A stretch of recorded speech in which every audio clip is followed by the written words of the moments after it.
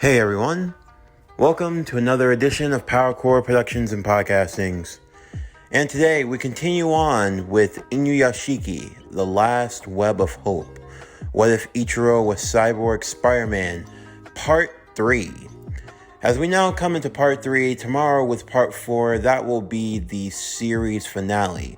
Again, this was just supposed to be a mini-series in the grand scheme of things, simply because Inuyashiki, it's only 11 episodes, it's not a long story, it's all well condensed and put together, and I figured this was an opportunity for me to use another alternate version of Spider-Man for the Spider-Verse story, so that's how this story, ended up coming into existence. Where we last left off with our series, we had Shishigami finding the identity of the masked vigilante, the famed Spider-Man. And as such, he's decided that he's going to play a little game. He's been reading up on his comic books, folks, and he's looking to bring some of the thrilling scenes from the mythos of Spider-Man to life. Only this time, the consequences are real, and failure will be fatal. But stay tuned as we now continue the series. As always, sit back, relax, and enjoy the show.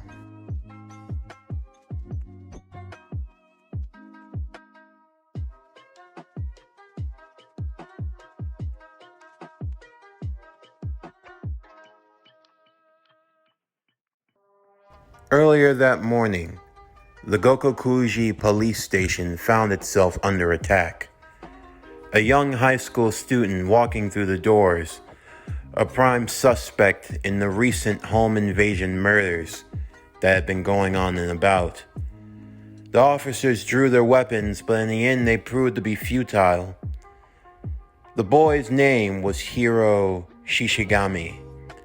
The boy testing the limits of his powers as he created 4 mechanical tendrils from his back, grabbing and crushing the skulls of the police officers, turning one arm into the arms of a feathery vulture, using the bladed wings to sever and cut other officers into pieces. Some he electrocuted, others he turned his fingertips into tiny spears, acting as a hunter on the prowl, shooting them all in the back and dragging them towards himself. He would begin to experiment with more of his powers as he read up more and more of those comic books. The Westerners, they sure did know how to create a villain. All of the officers were slaughtered and killed save for one who was given one specific warning: to run and tell everyone what was coming. On the outside, more members of other police precincts had made their way, including a sniper who had aimed and shot him directly in the head. While it didn't harm him, it did cause him to fall unconscious for a short bit, but his body was able to take over and pilot itself, killing all of those in the surrounding area. Before long, he made his way to a television broadcasting station, the young man making sure that every camera was on him. Good evening. I hope you're all doing well. It's come to my recent attention that there's a fool who wants to play hero. I could easily expose him, but where's the fun in that? After all, this is what you wanted, right? The Inuyashiki family were watching their TV screen, but it felt unsettling. Despite everyone being able to see it all across Japan, it felt as though he were looking directly at them. No, as if he were looking directly at Ichiro. I can see you. Lovely family you got there. Your wife, your children, your grandson.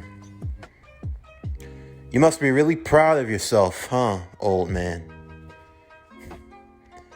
But tell me, why do you think that you're so special, huh? You think that it was fate that you became what you were? That we became what we are? I assure you it's not. You see, let me teach you the facts of life. You are nothing but a decrepit old man who was going to die very, very soon. You lived a pathetic life and you accomplished nothing. And by chance, and I mean by the slimmest of chances, you were blessed with power. And how have you used that power? Running around, walking, crawling up walls, flying across the sky like a blue and red jackass, trying to play hero. Let me assure you, my friend, you are no hero. You're not even human. You and I are nothing more but abominations. This world will never accept you, not really. So why do you struggle in vain? I hope you like this. I prepared this speech just for you because this is what you wanted, right? You want this to be like one of those comic books that you read? You think that this is going to be some epic showdown? The screen would then show a plane flying in the sky. And just as quickly it crashed into the ground, killing those inside and those down below. I estimate that's about 1,000 dead. 2 more planes would crash. A couple more thousand. You see that? That's real. You want to play hero? Then every single death is on you. Every life that I take is on you. And tell me, if I kill every miserable being on this continent, you're still gonna feel like a hero? Well, why don't we put that to a test now, shall we? People of Japan, this is my declaration of war. Every man, every woman, every child, every infant, I don't care if it's in the womb, I'm going to kill you. I'm going to hunt you down, and I am going to kill you. This is not a game. This is not a threat. This is a promise. I am going to murder every single one of you in every way I can imagine. And there's only one person that can save you. But here's the problem. There's only one person. Maybe he stops me, maybe he doesn't. But that's where the fun comes in. Because we're going to see how many people can I kill before he stops me. Now, let's find out. Immediately across Japan, multiple TV screens had air bullets shot out of them, killing everyone that was watching. Bodies began to drop like flies, cars crashing in the streets, planes crashing out of the sky. Naoki, who was getting a call on his phone from Shishigami, however, the boy would not respond. So, he's already picked his side. Oh well.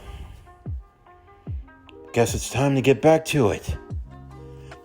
Mr. Ichiro! Mr. Ichiro! Ichiro would step out of his home as he heard the young man. Naoki, it's bad. He's not playing around. He's killing them. He's gonna kill... He's not. Ichiro's family would step outside and watch. They watched as their grandfather, father, and husband The family watching as Ichiro would transform, his body morphing and changing until he looked like Spider-Man. Grandpa? You're... I am. Look, I'll explain it to you all later. I promise I will. I have to stop him. With that, he jumped high into the air, swinging and flying off as quickly as he could. As more planes were continuing to crash, Ichiro would stop them all. He would do his best to save those and revive anyone that he could. As he continued on, Hiro would continue in his killing spree. He moved without any care or caution, without any rhyme or reason. The sounds of the people crying and screaming, they were like music to his ears, a sweet melody of sorrow and pain. Before long, Hiro would find himself being confronted by none other than Naoyuki. I thought you were going to run away. You've seen firsthand what I'm capable of, what I can do, and yet you choose to come here? Hiro, you have to stop this. This is insane. Is it? No one else seems to understand. No one seems to get it. What my very existence proves. None of the rules of this world apply anymore. I have become so much more. Something far greater. You're a murderer. This isn't you. This isn't... What is me? Tell me, my best friend, what is the real me? Do you know the real me? Do you know who I am? No, you don't. I know it's hard for you to accept this fact. You feel like your whole world is crumbling around you. But here's the truth. There's not a day that goes by when I don't think about killing. There's not a day that goes by when I don't think about just taking a life because I feel like it. But I always had to worry about the repercussions. People who could get revenge, the law. You think I'm the only one that feels this way? We all do. We live in a world where we're bound by the constructs of man. Where the only reason why any of us hold back what we want is simply because we're afraid. Afraid of getting in trouble, afraid of the consequences. I'm above all of that. There's not a jail alive that could hold me. There's not a government that could ever prosecute me. Prosecute me how? Tell me. What can a man do to a god? A real god? Nothing. I make the rules. I'm gonna give you one more chance, Naoyuki. You can stand with me, or you can fall. Naoyuki stood. This isn't what she would want. Your mother, she wouldn't want this for you. Naoyuki found his neck being gripped by a mechanical tendril from behind Hiro's back. He could feel it slowly crushing his throat. My mother's dead. And that was your last chance, Naoyuki. Before he could crush his friend's throat, though, he would be stopped as Ichiro had finally arrived.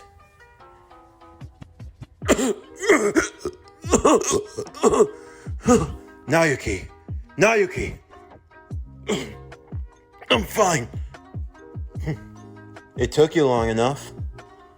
This ends now, Hiro. You're right. It does.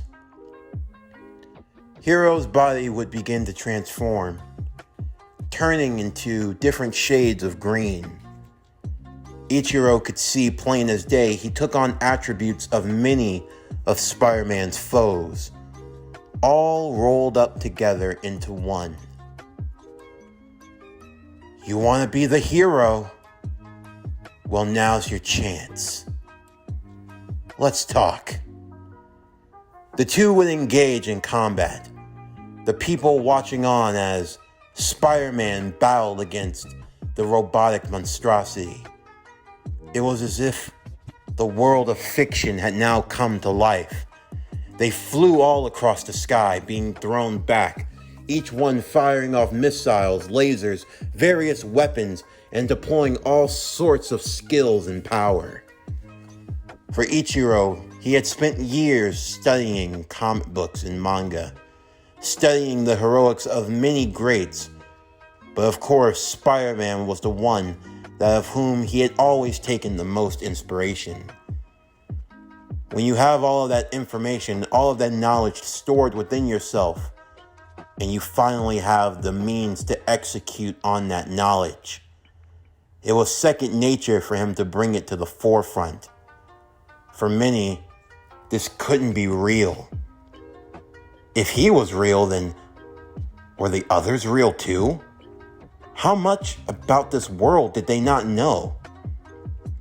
All the same, even for his lack of knowledge, using the powers of Spider-Man's various rogues was easier said than done.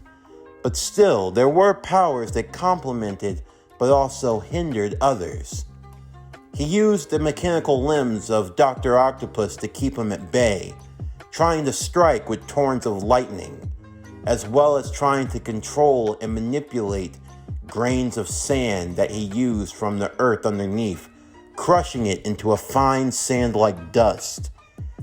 Whenever possible, he used the wings of the vulture to fly high and above, using the bladed wings to launch an attack, but also to keep the long range.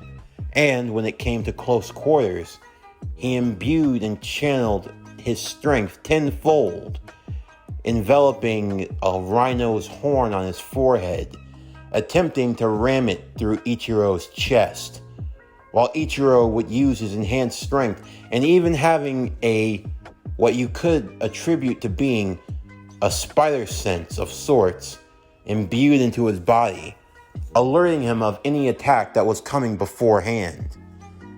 As they continued on in their fight, eventually seeing that the old man was starting to gain the upper hand on him, Hiro would take a moment to cause a distraction, ramming through the side of a large building, causing it to start to fall over. As expected, Ichiro would move in to try to stop it from falling, holding it up with as much of his strength as he could, giving him enough time to escape. Naoki would watch on as Ichiro would hold up the building, creating webbing and attaching it to other buildings until eventually he could hold it in place, as the people inside would evacuate and be moved to safety. There were some that were injured, but none too life-threatening, eventually getting them out of harm's way. Before long, though, Ichiro could hear another voice. It was calling for Grandpa. It was Lee. Without any warning, he would immediately fly off to his home, only to find it had been completely ransacked and destroyed. His family, each one of them inside, killed. Using his power to restore life, he immediately got to work healing them all as best he could. And thankfully, they were all able to come to. His daughter, crying to him, telling her father that her son, his grandson, had been taken. Ichiro would promise that he was going to get him back, as he chased out looking for him immediately. He would track down the screams and the yells, until finally he would arrive at the top of Tokyo Tower, where there, Hiro was waiting for him. Come on now. If you're gonna be Spider-Man, you're gonna have to do a lot better than that. Or is that Parker luck really just something that applies to every Spider-Man that ever exists? And if so, you picked a shitty hero to want to imitate. Stop this. It's madness. This isn't going to end the way you think. Oh, but I think it is. Ichiro, upon closer inspection, would see exactly what he meant. On one side, held only by one mechanical limb and dangling over 100 feet in the air, his grandson. And on the other side, there stood two planes, both on opposite sides of the sky, looking like they were ready to ram into one another. This is why only fools become heroes. Because you never know when a psychopath is gonna come around with a sadistic choice. I bet you like that line, don't you? This isn't a movie! People are dying! I know. And more people are about to die. But you have a choice. You can save your grandson, or you can save those people. Don't do this! We are who we choose to be. So choose. To his left, his grandson was flung high into the air and quickly pivoting towards the ground, while at the same time, the two planes had crashed into one another, now descending down to the ground below. The choice was now given to Ichiro. Save his grandson or save the innocents. The final climax, the battle between good and evil. One way or another, on this day, it would come to an end.